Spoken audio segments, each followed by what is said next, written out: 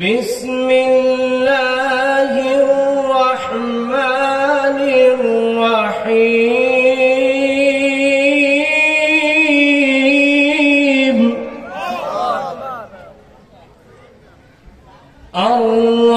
আর-রহমানু আল্লামাল কুরআন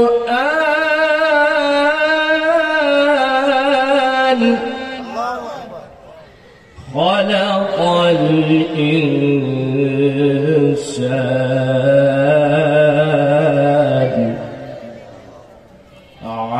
আল্লামাহুল বায়ান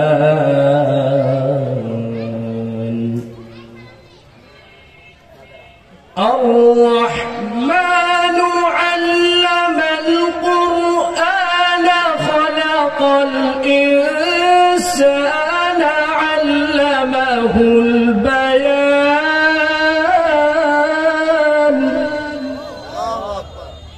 সাদাকাল্লাহুল আলিয়্যুল আযীম। সম্মানিত হাজিরিন, আমি আপনাদের সামনে পবিত্র কুরআনুল কারীমের একখানা সূরা সূরাতুর রহমান তিলাওয়াত করেছি। এর মাত্র 4টি আয়াত তেলাওয়াত করেছি। আমাদের জীবনে গুরুত্বপূর্ণ সবচেয়ে বিষয় হলো আল্লাহ আমাদেরকে যে নিয়ামতগুলো দিয়েছেন সেই নিয়ামতগুলোর কদর করা। কারণ প্রত্যেকটা নিয়ামতের যথাযথ শুকরিয়ার ভিত্তিতেই আমার জান্নাত হবে। আর আল্লাহর দেওয়া কোন নিয়ামতের সাথে যদি আমার বেয়াদবি হয়, গাদ্দারি হয়, খিয়ানতি হয়, তাহলে আমার জন্য জাহান্নাম হবে। ছোট্ট করে এটার উদাহরণ দিয়ে শুরু করি। আল্লাহ বলেন, আলাম নাজআল লাহু আইনাইন, ও দুনিয়ার মানুষ, তোমাদেরকে কি আমি 2টা চক্ষু দেই নাই? সুতরাং যে ব্যক্তিকে 2টা চক্ষু দেওয়া হয়েছে সেই ব্যক্তির শুকরিয়া হবে এই 2 চোখে শুধুমাত্র নিজের সন্তানের চেহারা দেখা দেখা তৃপ্তি নেওয়া। তাই না, আমাদের জীবনে আল্লাহ চোখ দিয়েছেন, আল্লাহ নিষেধ করেন না, এই চোখকে উপভোগ করতে বলেছেন। এই চোখ দিয়ে আপনি দেখেন, সুন্দর জামা কাপড় আয়নাতে আপনাকে দেখেন, দেখে আপনি খুশি হন, কোনো নিষেধ নাই। আল্লাহর শুকরিয়া আদায় করেন, আল্লাহ আপনি চোখ দিয়েছেন, ওই চোখ দিয়ে আমি আয়নার সামনে দাঁড়ায় আমাকে খুব ভালো লাগতেছে। আপনাকে চোখ দিছে, চোখের শুকরিয়া। অনুরূপ ভাবে আপনি আপনার স্ত্রীর সৌন্দর্য দেখে আপনি 2 চোখ থাকার কারণে দেখে আলাদা আনন্দ তৃপ্তি পাচ্ছেন। এই চোখ দুটোর কারণে দেখা যাচ্ছে আপনার সন্তান বাড়িতে যাওয়ার পরে বাসায় যখন উঠবেন এক দৌড় দিয়ে আপনার দিকে দিয়ে আসছে। একটা বাবা বাড়িতে যাচ্ছে, বাড়ির আঙ্গিনায় প্রবেশ করেছে, আর ছেলেটা দৌড়ায় আসছে। এই 2 ছেলে আর বাবার হৃদয়ের যে ভালোবাসা, ওই ভালোবাসার পরিমাণ বাবা যদি চোখে না দেখতে পারে পরিপূর্ণ তৃপ্তি পাবে না। তো সব তৃপ্তি ভোগ করেন, আল্লাহ নিষেধ করেন নাই। আল্লাহ কিছু কিছু জিনিস নিষেধ করছেন, এগুলো করা যাবে না চোখ দিয়া, আর সব তৃপ্তি উপভোগ করো। আর কিছু কিছু নির্দেশ দিয়েছেন, এইগুলা তোমাদের করতে হবে। আল্লাহ চোখ দিছে, অথচ কোনদিন কোরআনে কারিমটা খুইলা খুইলা আমার দেখার সুযোগ হয় না। এই চোখ দিয়ে আমি জন্ম কাটাইছি, এই চোখ দিয়ে আমার জীবন পার করেছি, অথচ এই চোখ দিয়ে তৃপ্তির আনন্দে খেলোয়াড়ের খেলা দেখে চিল্লায় উঠছি, অথচ সেটা আমার জন্য বৈধ হয়তো ছিল না। এভাবে এই চোখ দিয়ে কত কিছুই তো করেছি। মা বাবাকে দেখেছি, আমার সেই সুন্দর বড় অনেক চমৎকার শখের মোটর সাইকেলটা চোখ দিয়া দেখছি। যখন কৈশোরে পাড়া দিয়েছি, বাবার কাছ থেকে আপত্তি করে একটা সুন্দর সাইকেল দেখায়া ওইটা কিনে আনছি, আর চোখ দিয়া দেখা দেখা ওদিন আনন্দ আর আমার ধরা দেয় না। এই চোখ দিয়া জনম কাটাইলাম, এই চোখ দিয়ে আমি আমার সব আরম্ভ করলাম। যখন ফেরেশতারা জিজ্ঞাসা করলো, ও আদম, তোমার এই চোখ দিয়ে কোরআন কয়বার দেখেছো? আমি উত্তর দিলাম, লা আদরি, জানা নাই। এর চেয়ে কপাল পোড়া পরিণতিতে দুর্ভাগা পৃথিবীতে আর আছে? তাহলে আমি বুঝাইলাম যে আল্লাহ যত নিয়ামত দিয়েছেন, প্রত্যেকটা নিয়ামতের শুকরিয়া আদায়ের মাধ্যমে আমাদেরকে জান্নাত লাভ করতে হবে, আর না শুকরিয়া হলে জাহান্নাম হবে। এই শুকরিয়া নিয়ামত যতগুলো দান করেছেন, আল্লাহ তার দয়ার যতগুলো বহিঃপ্রকাশ আমাদের মধ্যে করেছেন, তার মধ্যে সবচেয়ে দামি নিয়ামত হলো, জুড়ে বলেন, দামি নিয়ামত কি? প্রমাণ। আল্লাহ রাব্বুল আলামিন এই সূরা রহমানে একটি আয়াত একবার নয়, দুইবার নয়, 31 বার রিপিট করেছেন, পুনরাবৃত্তি করেছেন। ওই আয়াতটা আপনাদের অনেকেরই খুব মজার, আনন্দের। অনেকে ভুলে ওইটার নামও রাইখা ফেলে, বিআই, ফাবি আই নাম রেখে দিছে, ফাবি আই, অর্থ কিছু মিলে নাই। কারণ কেন রাখছে? ভাল লাগে সবার কাছে, ঠিক না? সূরা রহমান, এই সূরা রহমানের একটা আয়াত আল্লাহ বারবার রিপিট করেছেন, সেটি কি? ফাবি আই আলাই রাব্বিকুমা তুকাযযিবান।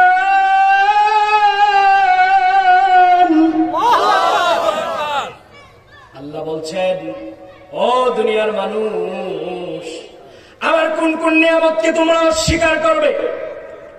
ও দুনিয়ার মানুষ জিন, তোমরা আমার কোন কোন নিয়ামতকে অস্বীকার করবে? কতবার এই কথা বলেছেন? 31 বার। কতবার? 31 বার। আর এর ফাঁকে ফাঁকে আল্লাহ সূরা রহমানে এক একটা করে নিয়ামত বলছেন। নিয়ামত বইলা বইলা জিজ্ঞাসা করেন, ও দুনিয়ার মানুষ, কোন নিয়ামতকে তুমি অস্বীকার করবা? একটা করে নিয়ামত বলে না, জিজ্ঞাসা করেন। একবার রাসূলুল্লাহ সাল্লাল্লাহু আলাইহি ওয়াসাল্লাম, তিরমিজি শরীফের হাদিস, সাহাবায়ে কেরামের কাছে সূরা রহমান তেলাওয়াত করে শোনালেন। কি তেলাওয়াত করে শোনালেন? একটু জোরে বলেন, কি তেলাওয়াত করে শোনালেন? সূরা রহমান। সাহাবায়ে কেরাম, আপনারা যেমন প্রিংপতন নীরবতা পালন করছেন, সাহাবায়ে কেরাম রাসূলের সামনে তো আরো অনেক বেশি, বলাই যায় না, বলার অপেক্ষা রাখে না, নীরব নিবৃতে সেই তেলাওয়াত শুনলেন। এরপরে রাসূল জিজ্ঞেস করলেন, তোমরা সবাই তো চুপ থাকলা এই সূরা শুইনা, কিন্তু এই সূরা আমি জিনদের কাছে পাঠ করেছিলাম। সুবহানাল্লাহ বলবেন না? জিনদের কাছে পাঠ করছিলাম। রাসূল বলেন, 31 বার যখনই এই আয়াত আসছে, ফাবিআইয়ি আলাই রাব্বিকুমা তুকাযযিবান, তোমরা ও জিন ও মানুষ কোন কোন নিয়ামতকে অস্বীকার করবে? রাসূল বলেন, যতবার আমি এটা তেলাওয়াত করেছি, তারা বলেছে, লা বিশাইইম মিন নিআমিকা রাব্বানা ফালাকাল হামদ। জিনরা বলেছে, তারা চুপ থাকে নাই। 31 বার প্রশ্ন, যেহেতু এটা প্রশ্নের উত্তর দিয়েছে, জিনরা বলেছে, লা বিশাইইম মিন নিআমিকা রাব্বানা ফালাকাল হামদ। ও আমাদের রব, আপনার কোন নিয়ামত অস্বীকার করার মতো আমাদের কোনো সাহস নাই, আপনার জন্য সকল প্রশংসা। সুতরাং এই আয়াতে, এই সূরার মধ্যে নিয়ামতের বিবরণ আছে না নাই? জুড়ে বলেন, এই সূরার মধ্যে নিয়ামতের বিবরণ আছে না নাই? একটা আছে না, অনেকগুলো নিয়ামতের বিবরণ আছে। অনেকগুলো, একটা না, অনেকগুলো, অনেকগুলো নিয়ামতের বিবরণ আছে। কিন্তু এই সবগুলো নিয়ামতের মধ্যে সবার আগে কোন নিয়ামতের কথা বললেন, সেটি আমাদের আলোচনার বিষয়। আর রহমানু আল্লামাল কুরআন, দয়াময় আল্লাহ কুরআন শিখালেন, মানুষ বানালেন,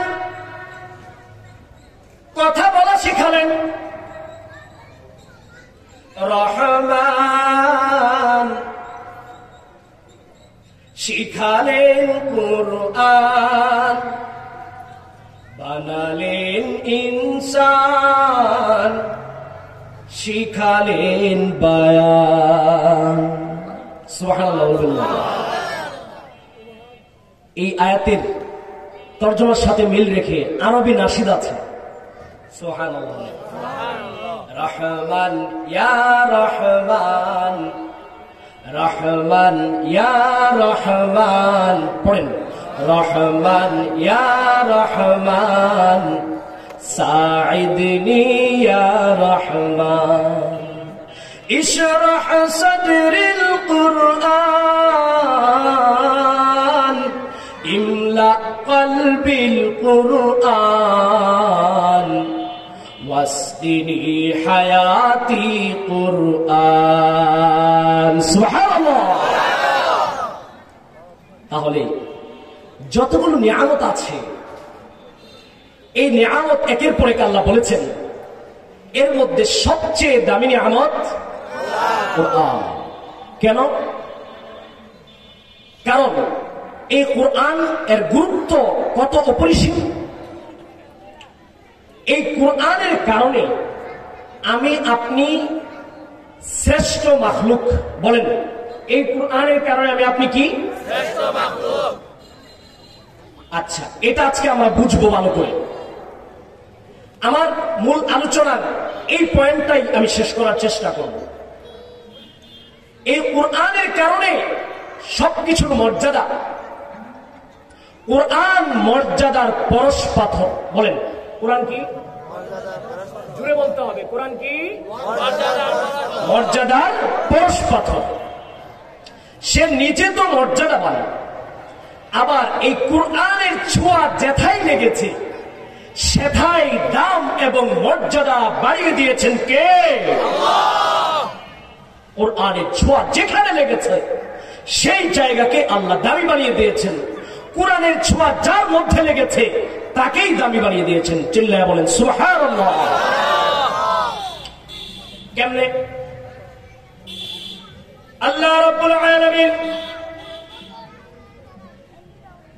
সূরা বনী ইসরাঈল 70 নম্বর আয়াতে ইরশাদ করেন, ওয়ালাকাদ কাররামনা বনী আদম ওয়া হামালনাহুম ফিল বাররি ওয়াল বাহর ورزقناهم من الطيبات وفضلناهم على كثير ممن خلقنا تفضيلا।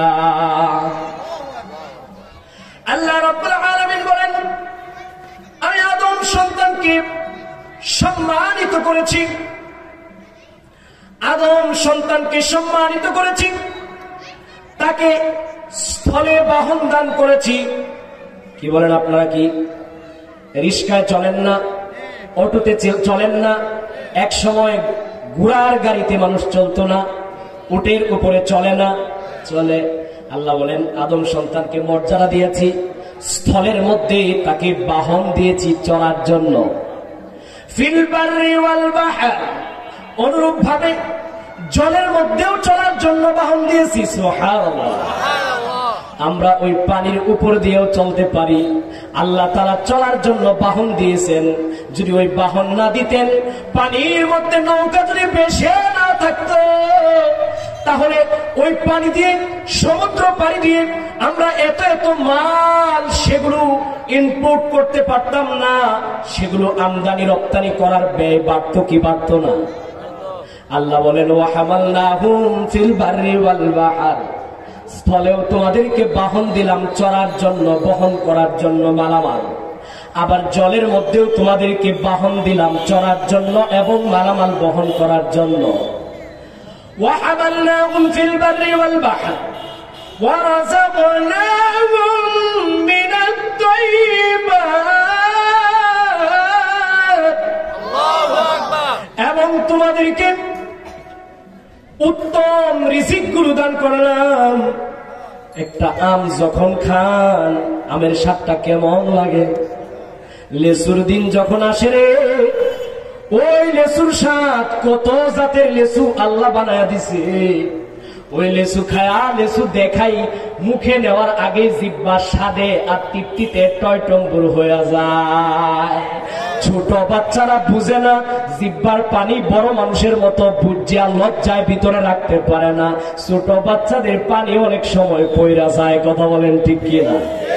আল্লাহ বলেন ওয়ারাযাকনাহুম মিনাত তাইয়্যিবাত وفضلناهم على كثير ممن خلقنا تفضيلا। আল্লাহ বলেন আমি যত মাখলুক সৃষ্টি করেছি ওগুলোর উপরে তোমাদেরকে শ্রেষ্ঠত্ব দিয়েছি। এই কাসিরিনের ব্যাখ্যা মিম্মান খলাকনার ব্যাখ্যা ইবনে কাসির করেছে, তাফসীর ইবনে কাসির করেছে মিন সাইরিল হায়াওয়ানাত ওয়া আসনাফিল মাখলুকাত। সকল সৃষ্টির মধ্যে তোমাদেরকে মর্যাদা দান করেছি, তোমাদেরকে সকল সৃষ্টির মধ্যে মর্যাদার মুকুট পরিয়েছি, তোমাদেরকে মানুষ বানিয়েছি।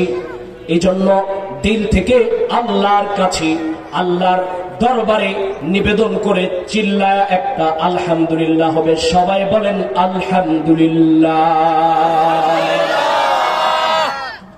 এখন বুঝার বিষয় হলো আল্লাহ আমাদেরকে শ্রেষ্ঠ কেমনে বানাইলেন, কেন বানাইলেন? আমি বলছি কুরআন মর্যাদার পরশপাথর, মিলাবার চেষ্টা করব। আল্লাহ রাব্বুল আলামিন অন্য আয়াতে বলেন ইন্না আরাদনাল আমানাতা আলাস সামাওয়াতি ওয়াল আরদি ওয়াল জিবাল আল্লাহু আকবার ফাআবাইনা আন ইয়াহমিলনাহা ওয়া আশফাকনা মিনহা ওয়া হামালাহাল ইনসান। ভালো করে অর্থটা খেয়াল করেন। আল্লাহ বলতেছেন আমি আমানত পেশ করেছিলাম, আমি আমানত পেশ করেছিলাম, আমি এই আমানত পেশ করেছিলাম আসমান সমূহের কাছে, এই জমিনের কাছে, পাহাড় মালার উপরে, পর্বত মালার উপরে আমি তাদের কাছে এই আমানত পেশ করেছিলাম। ফাআবাইনা আইয়াহমিলনাহা, তারা এই আমানত গ্রহণ করতে অপারগতা প্রকাশ করেছে। ওয়া হামালাহাল ইনসান, মানুষ এই আমানত গ্রহণ করে নিয়েছে। চিল্লায় বলেন সুবহানাল্লাহ। এখন কথা হলো এই আয়াতের তর্জমা বুঝেছেন? আয়াতের তর্জমা হলো আমি আমানত সেটা আসমান সমূহ, জমিন এবং পাহাড়গুলোর কাছে পেশ করেছিলাম। তারা কেউ গ্রহণ করে নাই, ভয় পেয়ে গেছে। গ্রহণ করেছে মানুষ। কথা কি বুঝছেন? আচ্ছা, তাহলে এই আমানত পেশ করেছিলেন কার কাছে? আসমান, জমিন আর কি পাহাড়। কেউ গ্রহণ করেছে? গ্রহণ করেছে কে? মানুষ। এই আয়াতে আমানতের উদ্দেশ্য কি? আমানত, এখানে আমানত দ্বারা কি উদ্দেশ্য? যেই আমানতকে আল্লাহ আসমানের কাছে দিলেন, আল্লাহ জমিনের কাছে দিলেন, আল্লাহ পাহাড়ের কাছে দিলেন, কিন্তু এই বিশাল আসমান, এই বিশাল জমিন, সেই বিশাল পাহাড় তারা সবাই ভয় পেয়ে গেল, গ্রহণ করলো না। মানুষ গ্রহণ করলো। এই আসমান, জমিন, এই পাহাড়, সেগুলোর তুলনায় মানুষ তো অনেক ক্ষুদ্র, মানুষ তো অনেক নরম, পাহাড় তো বিশাল মজবুত, পাহাড় তো বিশাল আকৃতিতে বড়, কিন্তু মানুষ তো সেই তুলনায় ক্ষুদ্র, মানুষ তো সেই তুলনায় নরম। তারপরেও মানুষ সেটা গ্রহণ করে নিল। এই আমানত জিনিসটা কি? ব্যাপারটা একটু রহস্যময় না? কি বলেন? আপনাদের মাথার মধ্যে কৌতূহল ঝেঁকে বসেছে না? যেটা কি আমানত, যেটা আসমান জমিনের মতো, পাহাড়ের মতো বিশাল সৃষ্টিগুলো নিল না, মানুষ আবার নিয়ে নিল। ওরা ভয় পাওয়া গেল, মানুষ ভয় পাইল না। এটা কি? এটা এই আমানতের অনেক ব্যাখ্যা রয়েছে। আল্লামা কুরতুবী এই আমানতের ব্যাখ্যা করেছেন। তিনি বলেন আল আমানাতু তাউম্মু জামিআ ওয়াযাইফিদ দ্বীন আলা কাউলিস সহিহ মিনাল আকওয়াল ওয়া হুয়া কাউলুল জামহুর। আল্লামা কুরতুবী বলেন এখানে আমানত দ্বারা উদ্দেশ্য হচ্ছে আল্লাহ পাকের সমগ্র বিধিবিধান। এটাই হলো বিশুদ্ধ মতামত, এটাই হচ্ছে সংখ্যাগরিষ্ঠ ইমামদের মত। দুইটা কথা। এক নম্বর কথা হলো আমানত নামে একটা জিনিস, সেটা কার কার কাছে পেশ করছিল? কয়টার কাছে? তিনটা। কেউ গ্রহণ করে নাই, গ্রহণ করেছে কে? মানুষ। সেই আমানত দ্বারা উদ্দেশ্য কি? আল্লামা কুরতুবী কি বললেন? সমগ্র দিন, সমগ্র আল্লাহর সকল বিধান। জুড়ে বলেন আমানত দ্বারা কি উদ্দেশ্য? আল্লাহর সকল বিধান। আমানত দ্বারা কি উদ্দেশ্য? আমানত দ্বারা কি উদ্দেশ্য? সবাই বলেন আমানত দ্বারা কি উদ্দেশ্য?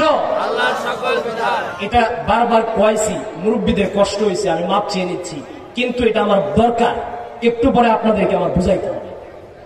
তাহলে আল্লাহ বললেন এই আমানতকে আসমান জমিন পাহাড়ের কাছে পেশ করেছি, তারা কেউ গ্রহণ করে নাই, গ্রহণ করেছে মানুষ। আর সেই আমানতের অর্থ হচ্ছে সমগ্র দিন, সমগ্র দিন আল্লাহর সকল বিধিবিধান। এবার এখানে আরেকটু ছোট্ট করে কথা বুঝেন, সেটা হলো আল্লাহর কিছু কিছু বিধান আছে সবাই মানতে বাধ্য।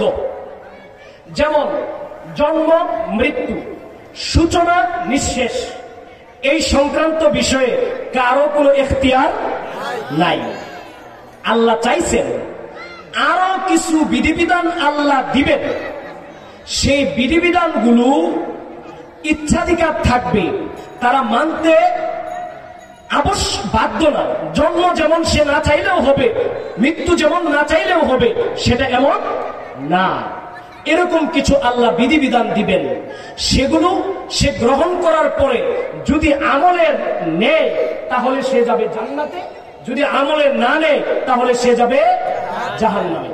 বুঝছেন কথা? এরকম বিধিবিধানগুলোই এখানে সমগ্র দিন বা আমানত। এরকম বিধিবিধানগুলো কি? আমানত। বুঝছেন? কঠিন হয়ে যেতেছে? খারাপ লাগতেছে না? অনেকের মনে খারাপ লাগতেছে। কার কার খারাপ লাগে হাত তোলেন।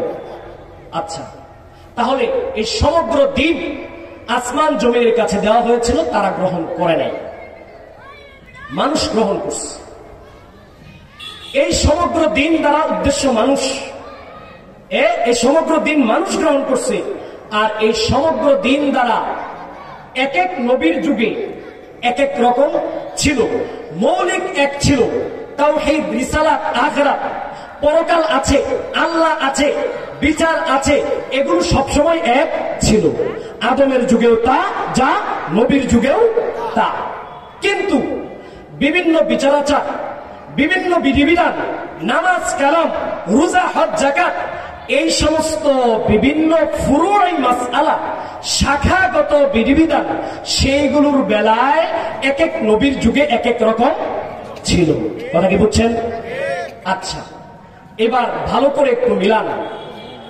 ওই যে বলছিলাম আল্লাহ মানুষ জাতিকে মর্যাদা দিয়েছেন কুরআনের কারণে। কার কারণে? কারণ মানুষ জাতিকে আল্লাহ ওই আমানত গ্রহণ করার কারণে মর্যাদা দিয়েছেন। আর ওই আমানতের উদ্দেশ্য হলো আদম নবীর যুগে আদম নবীর যেই কিতাব ছিল, যেই বিধান ছিল, সেই বিধান যারা মেনে নিছে, তারাই সেই বিধান যারা গ্রহণ করছে, সেটাই এখানে আমানত দ্বারা উদ্দেশ্য। তাহলে যেই যুগে যেই নবীর কিতাব ছিল সেটাই তো আমানত, সেটাই তো দ্বীনের বিধিবিধান। তো এই যুগে এসে, শেষ যুগে এসে পূর্ণাঙ্গ বিধিবিধান, শেষ বিধিবিধান, আখিরি বিধিবিধান, যার আর রহিত হওয়া সম্ভব না, সেই বিধিবিধানের নাম কি?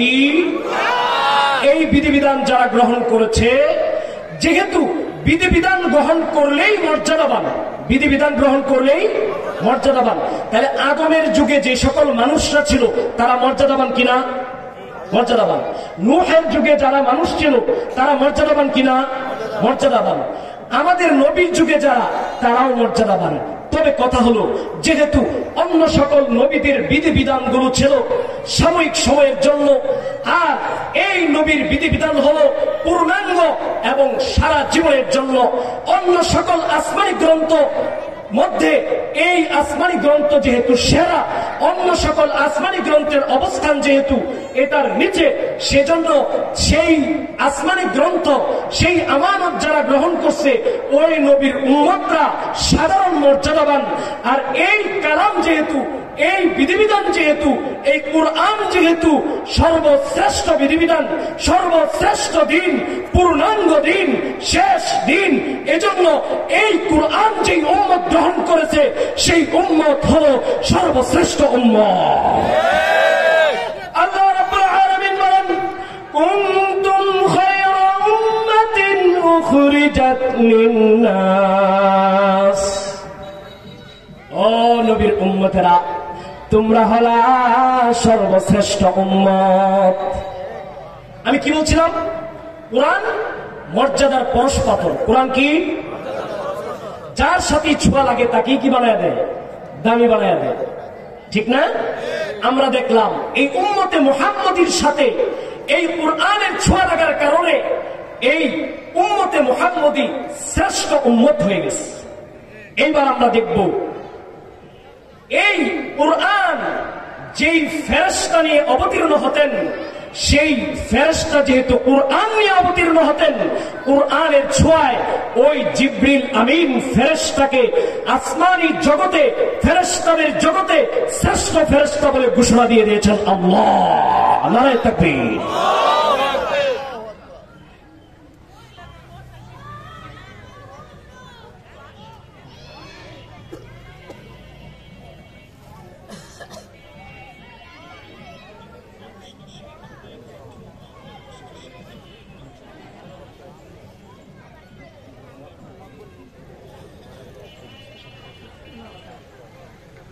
তাহলে বলছিলাম এই কোরআনের ছোঁয়া লেগেছে, অসংখ্য ফেরেশতা আল্লাহর আছে। সেই মালাইকাদের মধ্যে, সকল ফেরেশতাদের মধ্যে যেই ফেরেশতার মধ্যে কোরআনের ছোঁয়া লেগেছে, যেই ফেরেশতা কোরআন নিয়ে অবতীর্ণ হতেন, নাযালা বিহির রূহুল আমিন। আল্লাহু আকবার। যে রূহুল আমিন, জিবরিল আমিন কুরআন নিয়ে আসতেন, সেই জিবরিল আমিন তিনি শ্রেষ্ঠ ফেরেশতা বলে ঘোষিত হয়েছেন। সুবহানাল্লাহ। আল্লাহর এই জমিনের মধ্যে যেই বান্দার উপরে, যেই নবীর উপরে কুরআন অবতীর্ণ হয়েছে, সেই নবীকে আল্লাহ রাব্বুল আলামিন শ্রেষ্ঠ নবী, সর্বশ্রেষ্ঠ নবী বলে ঘোষণা করেছেন। কি বুঝছেন? কোরআনের ছোঁয়া যেখানে, সেখানেই মর্যাদা, সেখানেই মর্যাদা। নবীজিকে আলা কলবিকা লিতাকুনা মিনাল মুনজিরিন, ও নবী আপনার হৃদয়ে এই কোরআনকে অবতীর্ণ করা হয়েছে, আপনি যেন এই কোরআন দিয়া মানুষকে সতর্ক করেন। তাহলে যে নবীর উপরে কোরআন আসলো সেই নবীও দামি হয়ে গেল। সাইয়্যিদুল কাউনাইনি খাতমুল মুরসালিন, আখির আমাত বুয়াদ ফখরুল আউয়ালিন। সাইয়্যিদুল কাউনাইনি খাতমুল মুরসালিন, আখির আমাত বুয়াদ ফখরুল আউয়ালিন। নবীজি সর্বশ্রেষ্ঠ নবী হয়ে গেলেন কোরআনের ছোঁয়ায়।